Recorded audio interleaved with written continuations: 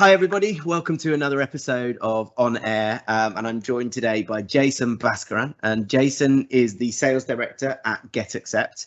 First and foremost, Jason, welcome to the show and thank you for joining us. How are you? Yeah, very well. Thank you for having me on. I really appreciate being here. Thank you. No, absolute pleasure. And where are you in the world? I think, are you in Sweden? I am in Sweden. I'm in my my boffice right now, which is my bedroom/office, where we're still going through the pandemic. But yeah, I'm in Sweden. I'm actually just north of Malmo right now.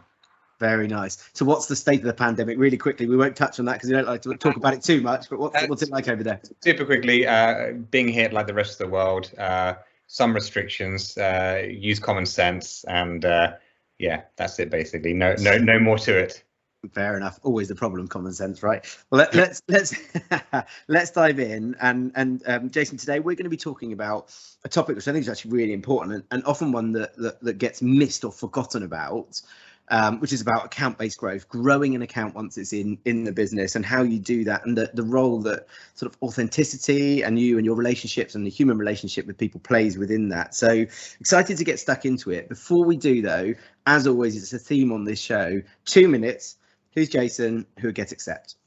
2 minutes. Wow, that's 120 seconds of me dribbling on. Yeah, so briefly, my name's Jason Baskaran. I've been in sales for 33 years. My first sale was actually when I was 4, so you can guess my age. And I managed to convince another boy at my school to swap his brand new Nike trainers for a peanut butter jam sandwich. I have 2 kids, a cat, one more on the way, a kid that is, not another cat. I live in Sweden.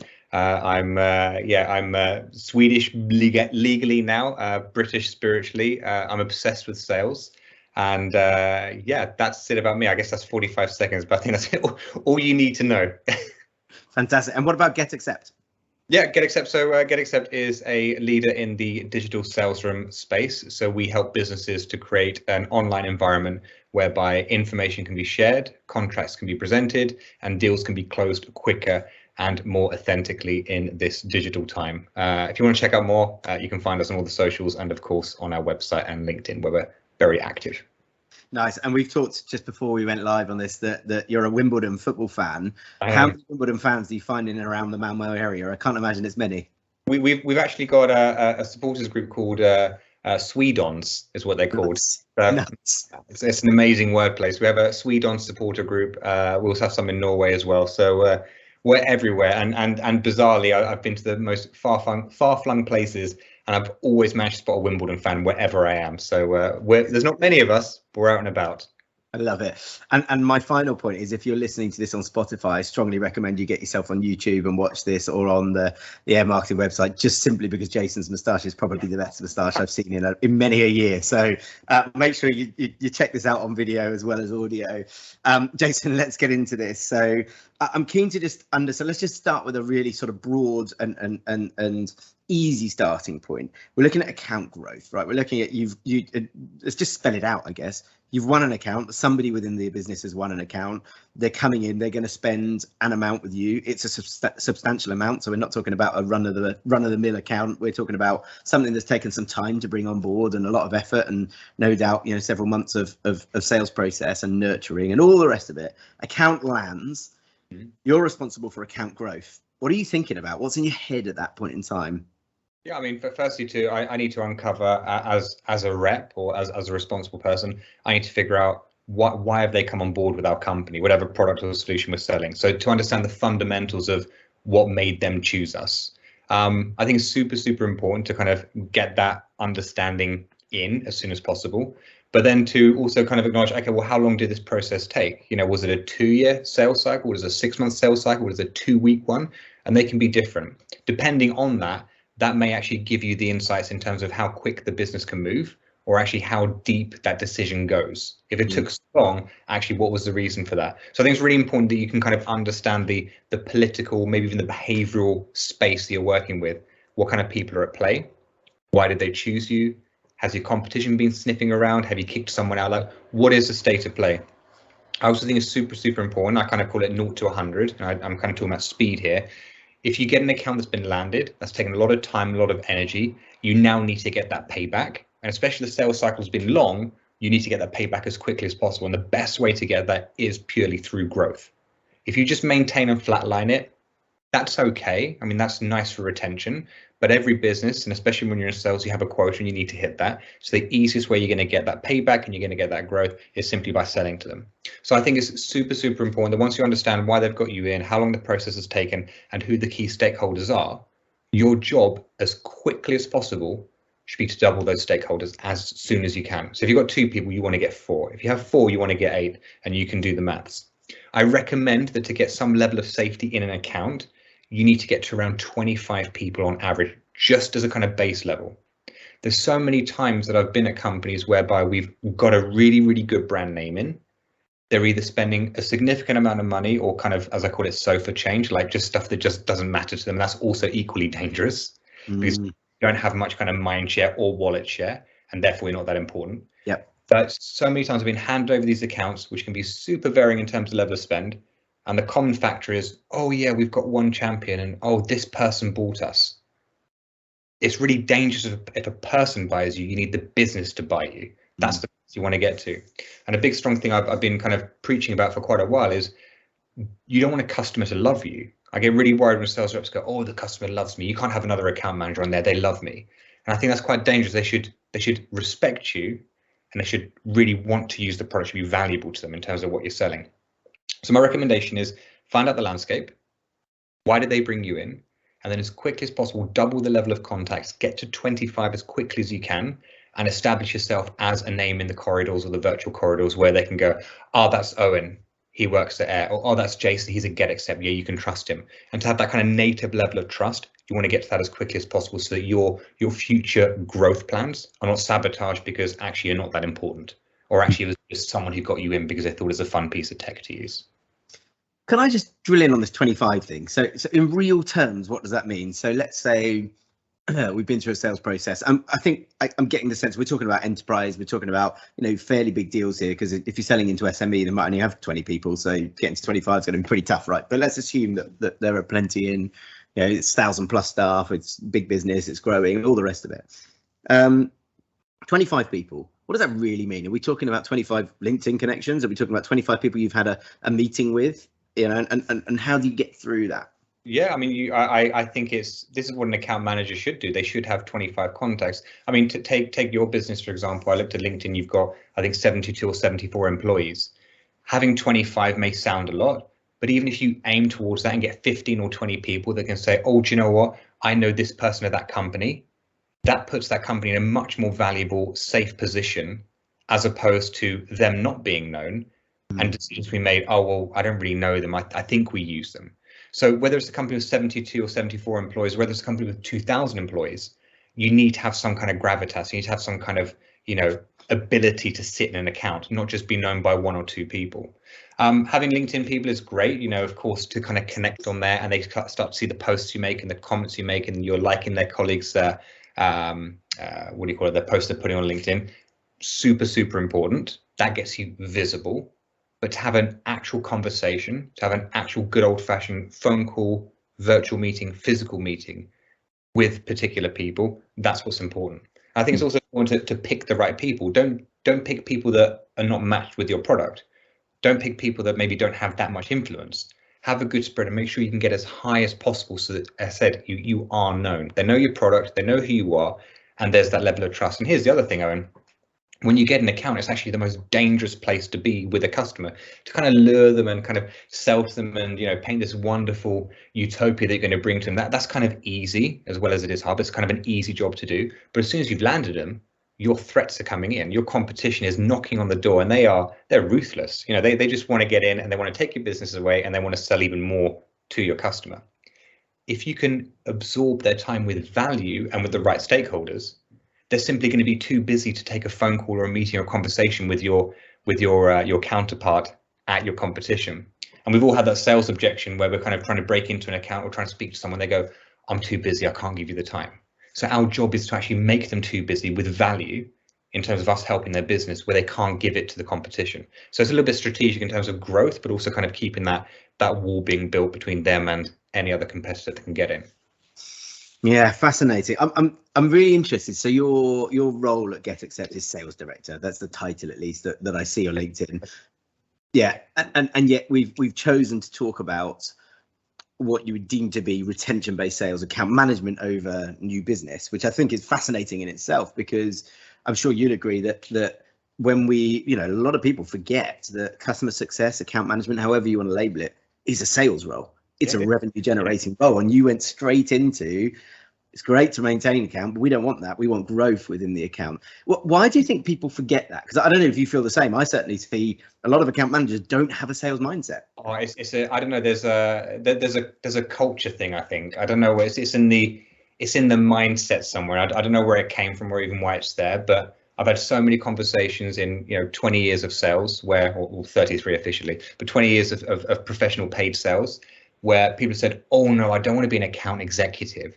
I want to look after the customer. I want to be the farmer. That's what I say. I want to be the farmer. It's like, what does that mean to you? Oh, I want to have meetings with them and I want to keep them happy. Like, that's great, but that's a customer success job. Like that's a job that has no quota, and they are built and positioned to just give satisfaction and to be the voice of the customer and to look after them. Service manager, customer success manager, whatever the title is, that's their role. But an account manager is to manage an account. If you look at the banking industry, someone who's a portfolio or an account manager, their role is not to flatline their growth or their stocks or their portfolio. Their role is to simply add and grow all the time. So I don't know why it's happened or why it's kind of come into the naming convention or become acceptable that, oh, I'm an account manager, I can just sit on my accounts. No, we need to grow it. That's super important. It's interesting, isn't it? Because there's an industry thing around the world of sales. So you've got sales in your title. We use the word sales in our service lines all the time, and I think there's a notion that sales is go and find a new account all of the time. But actually, we all know that depending on whose data you read, that it's 7, 11, however many times easier to sell to people that have already bought from you than it is to the people that haven't. Yet our minds immediately go to winning new accounts. Yeah, it's nuts. I think you do need an influx. You do need a constant stream of new logos coming in. I'll just give you statistics. So last year, 2021, 67.8% of my revenue or acquisition or new added revenue to the business came from existing accounts. The rest was from new logos. And what this actually says is that to have that kind of 23, 24% influx of new logos, that's going to be the kind of growth engine for the next 2 or 3 years. That's actually what's going to be adding. So it is super important to acquire new customers, because you can actually saturate accounts and then you do have to kind of be in retain mode, but there's always growth to be had. So I think it's dangerous when people are just after, I've been at businesses that have done this previously, where they just want to acquire new business and they forget about retaining, and there's ones that are just retaining and they forget to acquire, and you do have to have that balance. It has to be, it is really a balancing act. Yeah, very interesting. So let's talk about kind of the second part of our discussion here, which is around the relationship piece. So getting to 25 people is fine, right? But I would envisage the wrong person could see that as a box ticking exercise. There you go, sat 25 meetings with people, but actually they're not going to remember you. You haven't had an impact. You haven't left any level of engagement there. That means that that corridor thing, they've forgotten you. They don't know your face anymore. What are you looking to do in those conversations, in those meetings? How do you go about being the Jason, the GetAccept, the whoever you are that has that impact, that says, what, like this person, want to work with them more, trust them, all those things that allow you to go and drive that account growth? Yeah, I mean, it's a good question. It's a broad question. I think the fundamental element is be yourself, be human, be authentic. It's very difficult to pretend with any consistency to be anyone else. Falls apart fairly quickly and people will see right through it. So I think, be your genuine self. The biggest takeaway, the biggest thing I can say right now, especially in these virtual times, is a lot of salespeople are struggling to build authentic relationships online. That is tough. So you need to work out, how do you actually find your voice, and how do you actually get your audience to listen to you and want to engage with you? So there's a couple of things that I do. Number one is I use video as much as I can. Of course, I use GetAccept. I work at GetAccept. I also use some really cool tools. There's one called VAM. You have a little Google extension or Google Chrome extension. You can record your screen, your face, put in the middle, put some colors, have call to actions. Very cool tool. I use that to get my face and my voice out there. There's people, of course, use the kind of LinkedIn audio messages to connect, but for me, video is extremely important. I still think there's a kind of caveman part of the brain that recognizes faces or mustaches more than more than names. But there's a kind of psychological aspect to it. So I'd say you use video where you can. And some people go, oh, but you know, I'm not really that comfortable with video. Yes, you are. You've been in a pandemic like everyone else. You've used Zoom and Teams. You're fine with video. Doesn't need to be perfect. Get yourself out there. Be yourself. Number two, I actually use a really cool tool as well called Thumbify, which is basically think of it as a really bad corporate version of meme generating Photoshop. In fact, if you want, Owen, I'll make a lovely one of you and me together. That sounds lovely. Thank you. My hit rate is 100% on it. Every single time I've put together a bad Photoshop, as I call it, my hit rate has been exact. They connect with me, they speak with me, they either give me a no, this is not for me, or they say, do you know what, let's get some time together. So, you know, stand out from the crowd. If you are still trying to grow your accounts or trying to acquire new business by sending these long War and Peace LinkedIn messages about how your business helps businesses with this and that percentage, you're going to get some hits every now and then. You know, a broken clock is right twice a day. But if you can actually break through and be authentic and be personal, either through video or using kind of, you know, these crazy meme generators that I've been using for success, that's where you're going to have your success. That's where you're going to kind of break through and, you know, be seen by other people. Love it. Absolutely. I love that analogy about the clock. Broken clock is right twice a day. I think that's fantastic. Absolutely fantastic. So let's talk about the speed, because I'm going to just work on this 25 analogy. I know that it, you know, in bigger accounts, you're aiming for more and all that kind of stuff. I get that. But let's just focusing on that 25 for a second. How quickly, if you've got a new account in, you've got the focus on building an authentic relationship. You talked about being human, being yourself, all that kind of stuff. And you'd like to think that yourself is the right profile if you're in that role. But you've got to be selling as well. And you know, if you go in with sales straight away and your message is all about, I want to grow the account, let's do this, you know, be pushing new ideas on them, and you haven't earned that trust and that relationship first, that can work against you. Equally, I'm guessing there are people, and go back to the customer success thing, who are very focused on the relationship piece too, but never ask for more business, never push a new idea, never innovate or create a reason why they should spend more money.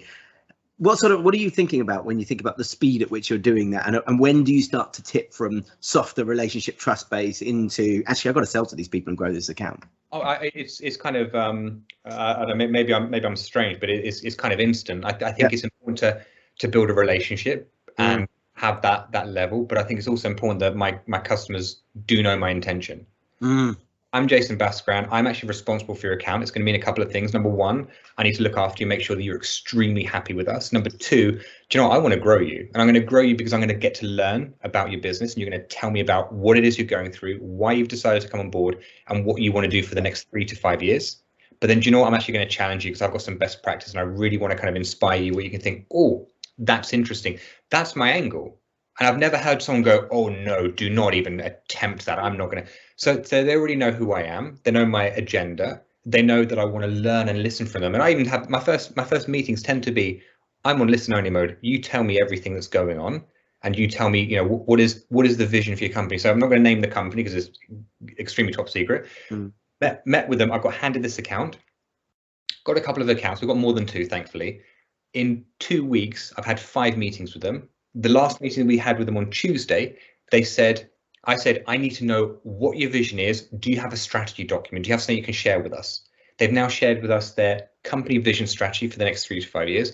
And they've actually then shared their IT internal strategy of how they want to make this a reality. So what I said to them is, okay, this is my job. I'm going to take this. I'm really grateful. So I do a lot of thanking. I do a lot of kind of, thank you so much for sharing this with me, because this is what I've asked for. I'm now going to go through your vision, and I'm going to match where GetAccept, that's the company I work for, where our company will fill that gap and add value specifically to that vision, specifically to that department. That's great. They then said, can we then go around to the departments and work out how they can use your tool more? Of course you can. Absolutely. So I think, you know, when you can go in with that absolute clarity, it's not a kind of gotcha moment. Because I think if you go in too soft, oh, hey, I'm going to look after you, I'm going to be super soft. Then 3 weeks later, you're saying, hey, do you know what? I want to grow into different departments. They're going to be like, who is this guy? Who is this person? I think be really honest from the start. You're actually very likely to be surprised by the results that you get back, where people will want to help you out. Final thing I'll say is, you know, ask for help. It's okay to say, do you know what? I just don't know how you're set up. I don't know what you're doing. and I want to get educated by you. So can you educate me? It goes a long way as well. I want to just dig into this this authenticity piece, because it's a word I'm sure you hear it a lot now, that you know, everyone's talking about authenticity, but what does authenticity actually mean? And I just wanted to pick it apart for a minute around your example. So when you're building relationships with a new account, you're trying to get them to trust you. There's two things that I pulled out there that I think play a role in that. One is the fact that you're upfront with what your intentions are. I love that, because that's genuine. That is, this is my role. That's not pretending. So the word, it fits perfectly under that word, authenticity. The other is that thanking thing, being grateful for the fact that they're going above and beyond. They're giving you something that you're asking for. They don't have to do that, but they're doing that, which means that they're opening their arms and say, come on, we'll let you in, we'll roll with this, and let's see if we can make something work. Can you think of some other things that you do or you see other people do that work really well, that maybe just set you apart from the normal conversation that you would have with somebody who looks after you as a supplier? Yeah, goes above and beyond. That's a good question. I would say giving value where it's maybe not expected. I've seen some really good examples, especially over the past couple of years, where people will reach out. And again, this is actually an interesting topic: proactivity, being proactive rather than reactive. So I've seen a lot of people actually reach out proactively to customers without any reason. Say, hey, do you know what? I found this really cool article. I found this really cool white paper, or your company's heading in this direction, and here's an idea I just want to share with you. I'll leave it with you. Yeah. In that approach is kind of, it's really odd. Like, customers are like, hold on, this is, someone's done the homework. They're actually thinking about us. So I think, you know, to kind of be authentic and to kind of break through, those are the elements that I've seen that have gone well. I think framing. So I've talked about this a few times, like framing the meeting. So when I kick off a meeting, I explain what we're going to do, what the agenda is, and the final destination is where we're going to be at the end, and that's my goal. Are you okay with that goal? Like, here's your time to step off, yes or no? Yes, you are, great. And then at the end, I will say, hey, at the beginning I said this is our goal, are we now there together? And again, it gives them another chance to step off the train. If they're not, okay, what is it that I haven't done or covered to get you to that point, and what can I maybe do now or set in the future to get to that particular point? And then I ask this question, and it's quite dangerous, but if you've played the game well and if you've done your meeting well, you can ask this. And I would say something like, Owen, thank you so much for your time today. I know you're super busy leading air marketing. You've got a lot on your plate. I'm really grateful you've had this time with us. Can I just ask you a quick question? Has this been an hour well spent? I get that yes from them. And then I say, great, now that has been, do you know what? I need your help. Can you actually introduce me to some other people that you think would also value conversations to that? So I kind of frame it where I'm going to get them. I confirm that I've got them there. And then I will say, is this time well spent? Yes, it is. Now it is. Who can you recommend me to? So constantly be growing. And in your meetings, try and do this. You know, as you kind of go on your quest to 25 contacts, you may not get to 25, but you're going to get a lot closer than you may have before. Every time you have a meeting, you want to get a new name, you want to get a new project or a new need, and you want to get a new meeting. That's what you want to get. Even if you get just 2 of those 3 things, you're going to have a successful meeting rather than a kind of farmer tea and biscuit meeting where you sit there and have a nice chat.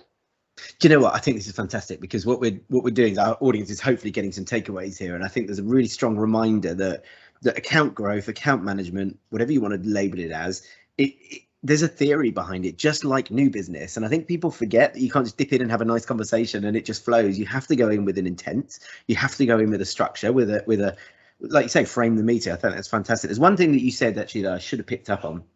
And it goes along this theme of being comfortable doing what could be uncomfortable. So some of the questions you're asking, you probably wouldn't ask that in the pub with your mates. You know, these are not natural questions, but yet they land really nicely when you ask them. And I think as a salesperson, we're not trained to go and ask those questions a lot of the times. You have to just force it through. And the first time you ask those kind of questions, they could come across as a bit cheesy, they could come across as a bit awkward, but actually in my experience, when you ask them, you get honesty, you get the right reaction far more than you get the wrong one.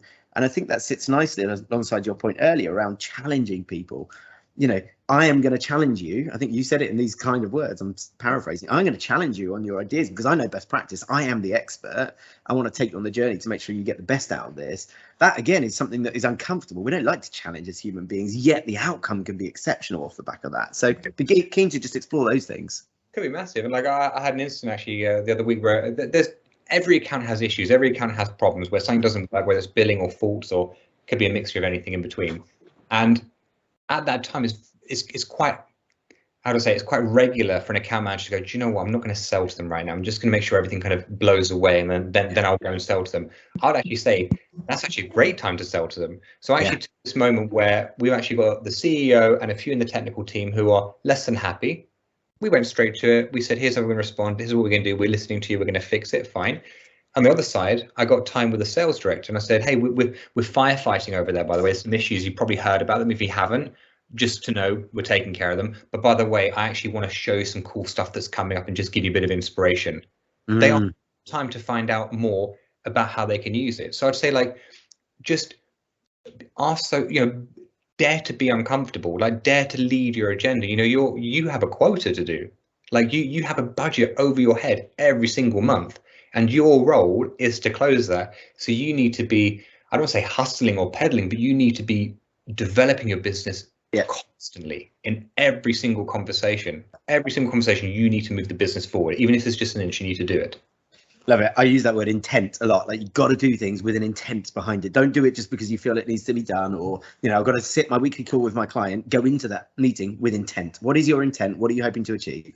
Oh, so Owen, like you're kind of, I don't know, maybe any therapy, maybe some kind of trauma, but the amount of times I've seen people go to a meeting with a customer and there's no agenda. Like, be courteous, like respect the fact they are paying money, like they're paying your wage, like they're keeping the lights on in your business. Hey, Owen, here's an agenda before our meeting. Have a read through. I just want you to be comfortable what we're going to discuss. These are some of the things I want to approach you about. And if you add anything, let me know. I get to the meeting with you. Owen, I can see you read, you know, the meeting agenda. Thank you so much. Should we kick off with that? You also added this point. Let's cover that. So many meetings I've seen where there's just a really soft start. Oh yeah, how are things going? Yeah, good. Okay, what should we talk about? Like, going clearly, the customer feels much safer for a start. You will feel much safer, so you can actually ask those, dare I say, uncomfortable, odd questions with, you know, with confidence. I'm keen to just sort of, I guess, final point. I just take this authenticity piece, and I'm using the word authenticity. I don't know if that's the right word, but we're talking about building a genuine human connection, breaking down some of the barriers that come from that kind of, I'm not prepared to ask difficult questions, I'm not prepared to challenge, which of course, done in the right way, builds trust, builds rapport, connects people as humans, and then suddenly you can have a different conversation very naturally instead of it maybe being unnatural. I'm guessing a lot of this carries into leadership as well. When you look at your team internally, and we've talked about, you know, virtual worlds, virtual corridors, all that kind of stuff. That's just as true with your team. And you've got to build relationships, and you've got to be prepared to challenge and be comfortable asking questions, all that kind of stuff. So how much of that translates into the style in which you would lead your team as well, and the success that you've seen on that side? Yeah, I mean, massively. I mean, I think if you've seen one leader, then you've seen one leader. Like, I think everyone leads in a different way. I'd say this, you know, leading through the pandemic, it's difficult in some ways, but it's maybe easier in others. Authenticity is what I drive for. So, like, I'm extremely open with my team in terms of, you know, how I feel or what I'm going through, or, you know, how they're feeling or how I can support them. So I really want to kind of connect on the human element, because ultimately our human capital, as well as our product, is the most important thing. If we didn't have it, then nothing would really work. We could have the best thing in the world. No one's going to know about it. No one's going to buy it. No one's going to be supported by it. So I try and do a couple of things just to kind of connect to the human level. Number one, I hate the word manager. I kind of cringe almost at leader. So I say to my team, and even in my hiring process where I'm recruiting right now for a CAM and an SDR. So in fact, sorry, we haven't done this. Put it out there. Yeah, if there is any talented SDRs or CAMs out there that kind of, you know, feel they could work with me, then you know, do apply, because the positions are open right now.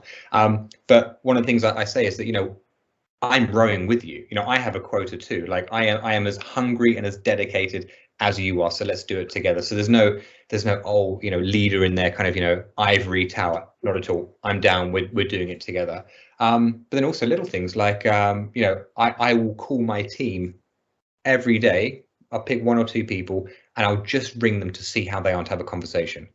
We have so many one-to-ones and performance management reviews, and, you know, going through figures and giving forecasts, and that's part of our job. But ultimately, we have to connect and see how that person's doing. So every day I make sure, and I call these old man walks. I go on my old man walk. I get on the phone and I'll ring, whether it's Frederick or Alfred or whoever it is that day, and I'll just have a chat with them. and that yields really, really good results. So yeah, I'd like to share that. Yeah, very good, very good. I think we're very alike in our styles, and it's great to hear that you know, you're focused on that human connection right across the process of being a sales director. I'll call it sales director because I know you don't.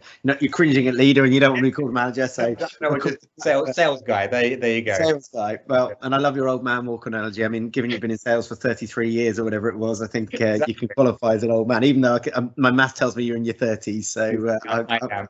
I was 4 when I did my first sale, so there you go. You started early. I love it. Listen, we always give guests an opportunity to just shout out about where they work, what they do, who they can help, who should be talking to them, what they can do to help, and how people can get in touch with you. So over to you. Tell us a bit about GetAccept. Who can you help? Who should be talking to you?